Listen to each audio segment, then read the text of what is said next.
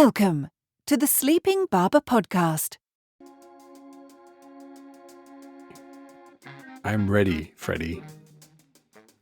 How did we start these off before?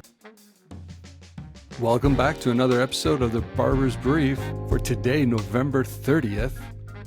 It's the 30th already? Dude, it's the end of the month. Holy shit. Yeah. Wow. If you're a first-time listener, Mark and I use this forum to bring you the latest news, our marketing moment, it's just a case study, and we answer your questions. Me, apparently. What's that? And the date for me, apparently. And the date for you.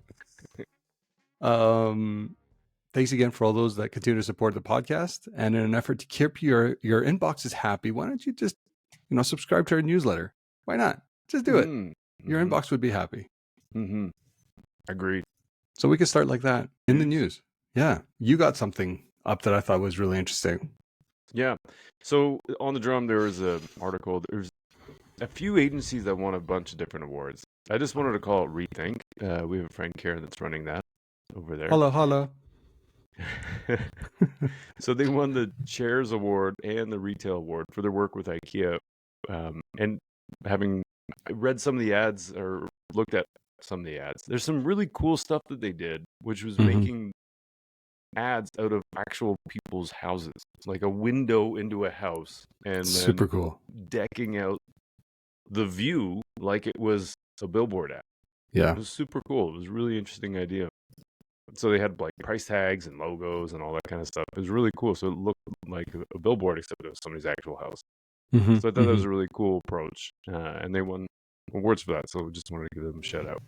Yeah, no, the creativity on that was like next level, which I really appreciated, which actually works into my first in the news, if you will. So I don't know if you saw this, but Mars is giving life back to some of their old ads, some of the iconic ads that they had. So if you think about like the candy makers is repurposing old spots from like Twix, M&Ms, Bounty, in a really creative way. And we'll add the link to the show notes, but I think it's a really interesting part as their push to, meet their zero emissions sustainability goals by 2050. So the idea of not just repurposing old ads, you're not traveling to new shoots, etc. So I thought it was a really interesting take, and it's actually really, really funny the way they did it. So yeah. Well, there's also that other bit of research about, I think it's from System 1, the ads don't wear out, they wear in.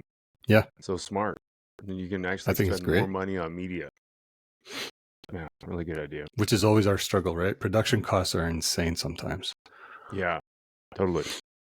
On the other bit of news, we've had Black Friday, Cyber Monday. I didn't get a new update on the Cyber Monday numbers, but for Black Friday, online sales in the US were up 7.5%, and in-store shopping visits also increased by about 2.5%. So this is from Forbes. There's some typical top in-store sellers were electronics, smartwatches, and TVs. Online, there was, Kid Craft Place that's Barbie dolls. No surprise there with Barbie movie this summer. And some toys. Mobile purchases, 54% were mobile purchases, up 10.4% from last year. So revenue, though, it was interesting because it's up, which is great. I have a feeling it's more about inflationary costs. And, totally. I was talking to a bunch of guys at hockey last night. We were talking about Black Friday, and I didn't see many good deals. No. Like, it was just 20-30% discounts. Nothing like the 70% discounts that everybody wants to see. The up to 70 messages, right? And, the reality is I think the 54% of mobile purchases, I think is actually the first time mobile surpassed desktop for purchase. So that's an interesting trend as well. Yeah. Anyway, Black Friday. Not for everybody. Not for everybody anymore, I guess. So the marketing news reported that, there's actually Forrester's 2023 Youth Survey study indicates that maybe the popularity of TikTok amongst teens are starting to level off, which is interesting. So it actually dropped year over year from 69% to 68%. 1%, I'm not really going to call that like a big drop off, but the fact that it essentially remained flat year over year, I think is an interesting take on the platform. Now, this could suggest that it's just, leveling off against teens, or Teens, yeah. there's a lot more share coming back to the way of Instagram Reels and YouTube Shorts are just starting to gain a lot more popularity.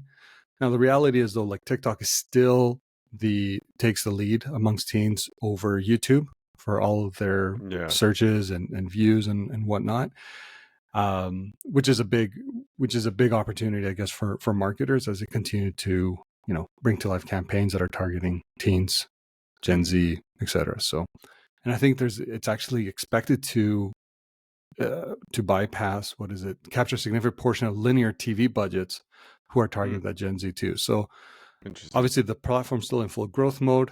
It's just interesting from an audience perspective. Maybe they've saturated or they've reached that peak now. Yeah. Well, I remember a couple of years ago that at one point adults age, let's call it 65 plus, was the fastest growing segment on Facebook. And I remember everyone talking about that for a bit. And it was almost, I think the reason for it was the only group left that hadn't actually got on the Hadn't Facebook. gotten in. So I wouldn't be surprised if that's a scenario with YouTube or TikTok, where they've saturated about as much market penetration as you're going to get from the younger demos, and it'll probably just start being older demos that will now migrate. What do you got Bloomberg, next? how bad is the cost of living squeeze, V? I always think about this because with a conversation we had with Herman, talking about inflation and what to do with it. So Bloomberg did some math, and they concluded that it now costs $119.27 to buy the same goods and services that a family paid $100 for before the pandemic. It's insane. I just spent like $400 $400 plus at the grocery store. I didn't get that much, but like normally, groceries up 20%, used cars are up 35%, auto insurance up 33%, rent up 20%. So in some ways, it's no wonder we're seeing smaller discounts at Black Friday, Cyber Monday. Totally. Because it costs more to get all this stuff in. And so pay increases that you're seeing with just salaries have mostly been consumed by inflation. So on one hand, you say the employer's going, yeah, we're paying people more. On the other hand, the employers are going, I don't have as much money as I used to have because everything costs more. So it's really an interesting thing. And then again, just going back to that conversation we had with Herman, like the implication, I think, is that people are going to be more selective to spend on some things rather than others. Yep. So there's opportunities there for marketers to find ways to communicate benefits and not just about price, to improve the price elasticity. No, that's a great point. And the other side of it is like, even though salaries have been increased and maybe covering inflation, many of them haven't increased like 20%. Yeah. Right. So like it's still a big delta when you think about like the actual environment everyone is navigating right now. For the first time though yesterday, and I thought it was kind of interesting, gas was only $1.14 a liter, I think at Costco, which was, I'm like, oh my God, fill up, bring the jerry cans. Yeah. This is a funny visual. Stocking up for the winter. That's right. All right. So, question for you, Mark. Have you ever dreamt of a product? Yes. All right. Well, now Google, if you dream a product, it'll help you find a product. And basically so it's an AI powered search generative experience. SGE is like the acronym for it. It's being updated in December. Now, this has been around for a little bit, and there has been some really cool use cases that people have been using. But now, essentially, this SGE feature allows users to imagine a product using AI and find similar real-world products through web search, which is really cool in the way when you're thinking about how you can start engaging with search a lot differently now versus just what it was traditionally. So the Google will then essentially AI suggest gift ideas or based on the inspiration or the prompts that you've given it. And it will also include neutral virtual in-home try-on feature for things like men's tops, which is built off of essentially the women's tops feature that it had previously. So this is continuing to grow. But I think the most important part, do you remember the product listing ads that we used to make sure? Yeah. Well, Google's AI will search through 35 billion products in its shopping tool to find the closest match to the user's imagined product. Sorry, It's almost which is like interesting. a personal shopper. Totally, it's like, hey, I need, I don't know, I need a jumper that's black, but I want it to be somewhat cool. I don't know if that's a thing. I don't know what the right prompts would be. I'm not cool anymore. I'm old now. So I thought that was an interesting thing, the evolution of AI, how it's going to help us shop better. Yeah, that's really interesting. That's cool. That's interesting. It's funny also that Google's, I know they've got Bard and there's more AI built in, generative AI stuff that they're doing, but it's a focus is on how can we make money through shopping. Totally. It's smart. 100% is smart. Yeah. They still have the largest catalog on the open web anyways, so. Yeah. Marketing moment. Yes, we have a case study, V, and I picked this one. Again, Mark Ritten's has got a lot of stuff, and a lot of good stuff. So I wanted to pick this one in part because it's so relevant and topical for the conversation around distinctiveness versus differentiation. So, okay. And it also connects to the conversation we had with Roger about the promise to the customer. So we all know Snickers. We all know Snickers satisfies. But before Snickers satisfied, it didn't. Oh. So 2007, there's this really terrible commercial that they had. It was almost like Lady and the Tramp, two guys eating chocolate bar, and they end up kissing, and then they're like, "Oh, do something manly," and they're ripping their chest hair out. It's really weird kind of commercial, a little bit, weird to put it bluntly. But from 2006 to 2009, globally, they were declining, hemorrhaging market share in the chocolate category. So they had lost their way, and what they had discovered is there's a couple of insights that prompted this to try and turn around the brand. Okay. So they really realized that Snickers relieves hunger. They realized that hunger makes you not yourself. Snickers makes you again, and then Snickers also had these distinctive assets that they could play with. So this, to me, is like a great case study for the distinctiveness and differentiation component. But it's also one of those moments in time where you're like, yeah, good creative people are really good. Yeah, totally. You know what I mean? And so not everybody can do what they did. So based off of those insights, they created the Snickers Satisfies that we all know. You're not you when you're hungry. First ad that they came out with was Betty White. So which good. Is awesome. And so that creative platform they've been using for years and years and years.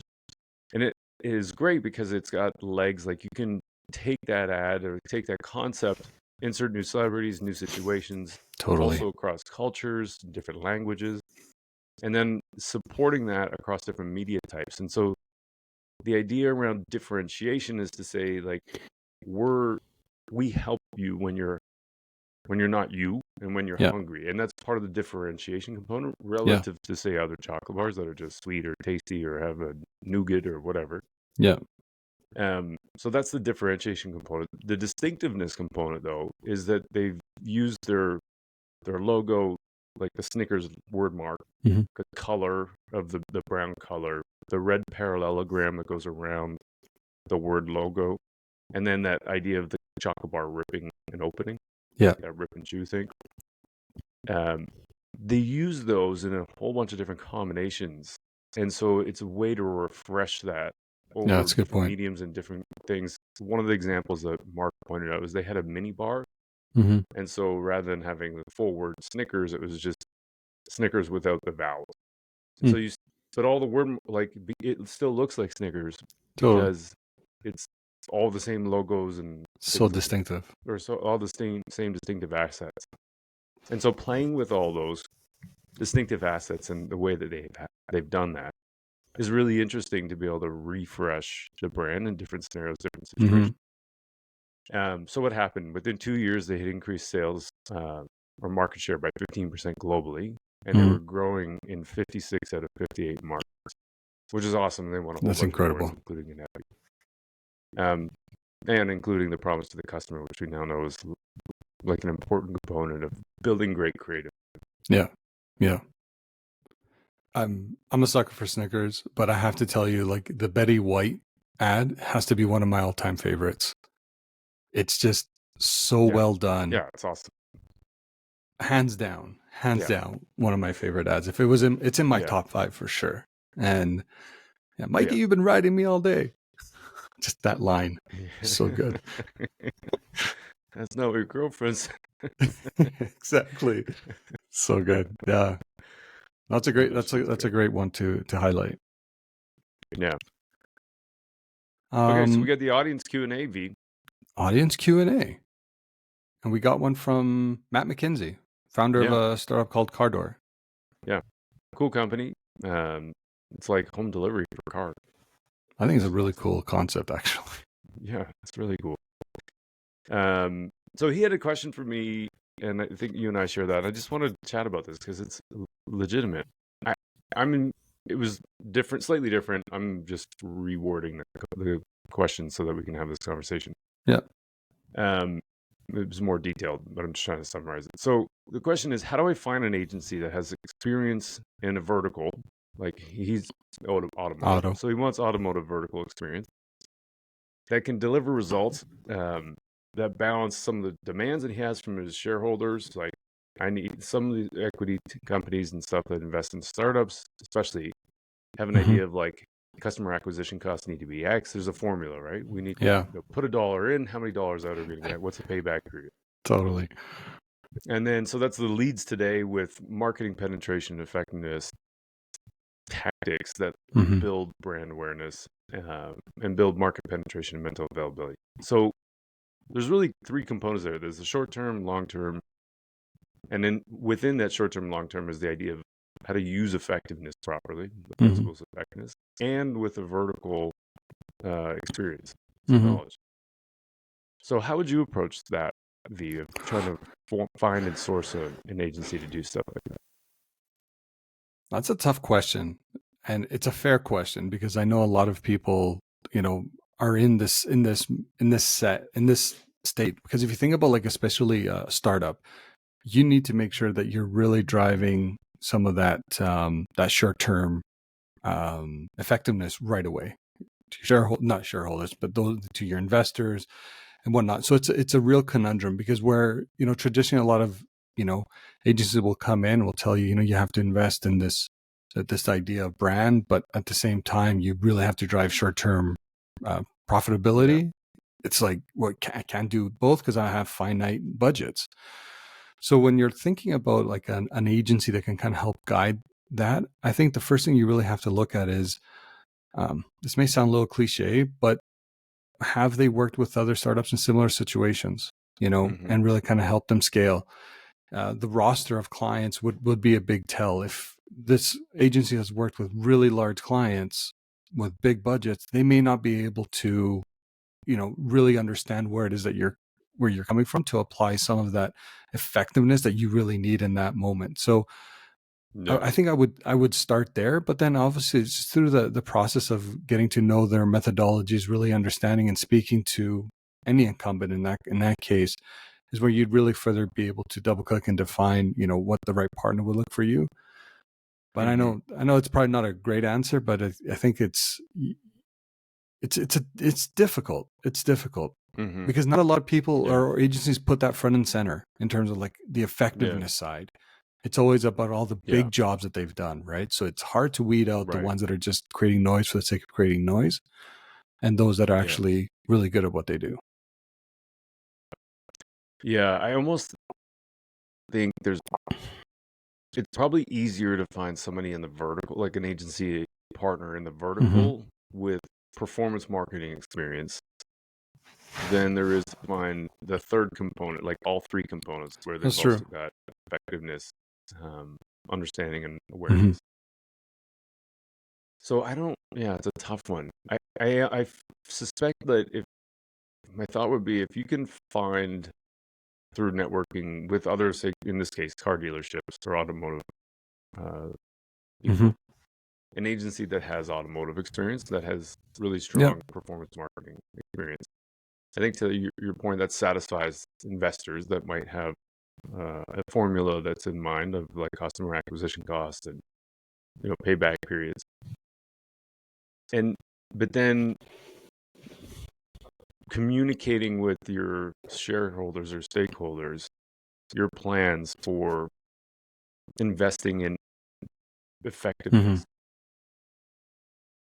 And that's going to take time. Like, that's the thing. Like, you're not going to see the instant return because you're not optimizing for, ROAS, channel by channel ROAS, Totally. which is problematic to begin with. But I know that's what a lot of these things are built off of. So I think you have to build an argument around, this is what we're doing in the short term, say the next 6 months, but we're building out a plan to launch 6 months plus, or at least a test in specific design markets or however you want to do it, where we're going to put X percentage of our budget towards reach-based campaigns and see the combination of that over a 6 to 12 month period. I know that you run into these scenarios where you've got like, well, how much is the right amount of budget and all that kind of stuff. And, my runway is X, and like, but you're talking about Y number of months. But at the end of it, I think you really do just need to build a committed plan and communicate that with the stakeholders. I agree. That you've got. It's because I think somehow you have to put also the fear, uncertainty, and doubt into is what we're actually doing working as well as we think it is? It's just because it's probably not. No, and the thing is, like, marketing needs time, right, to do effectively. And I think, unfortunately, that's the biggest problem for a lot of startups. Like, they're buying every quarter. They're not buying, like, every day matters literally. So that's where you're going to see a lot of, everyone shift into that performance mindset. Like, so, we're getting across the high intent channels, et cetera, et cetera. But, the runway of that is very short. And, we know there's research that suggests that that's not how you build longevity in brands and whatnot. But I guess a founder will tell you, well, if I'm not open tomorrow, we're not building anything. So how do we get the short-termism is very, very prominent. Well, and just one other thought too. Like, I think from my end, you may have more. I think maybe part of that argument is that that last click attribution is incorrect. Yeah.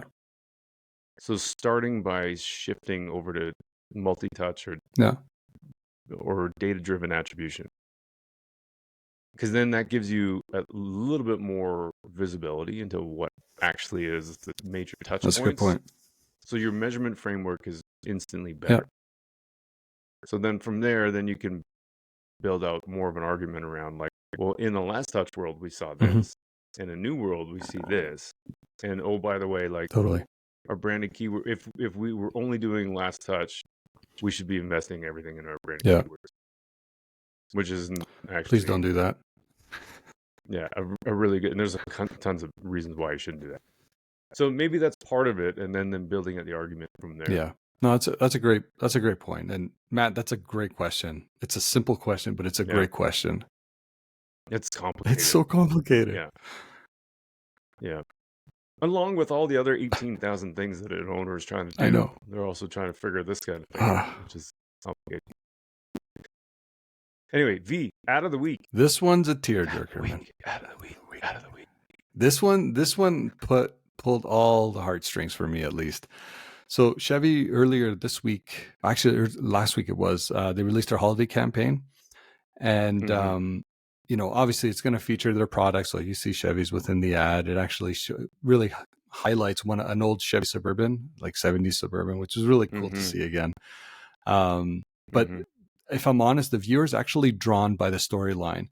And it really highlights a lady in, early stages of Alzheimer's. Her husband kind of talks about she has good days and bad days, and they're, gathering for Christmas. And her granddaughter really set out to kind of give her a day to remember. So it showcases the vehicle kind of driving through the old town, seeing reliving some of the old memories, like where she first kissed, her husband, where they went for coffees and things like that. And I'm not going to say anymore. It's just one of those ads that quickly reminds you this is what we do as marketers. And Mm-hmm. everyone that had a hand in that ad, like chapeau, that was incredible. Mm-hmm. Well done. Mm-hmm. Yeah, it was really good. It was. I was crying. That was a mess. I've gone through something like similar to this experience. It's yeah, it's crazy.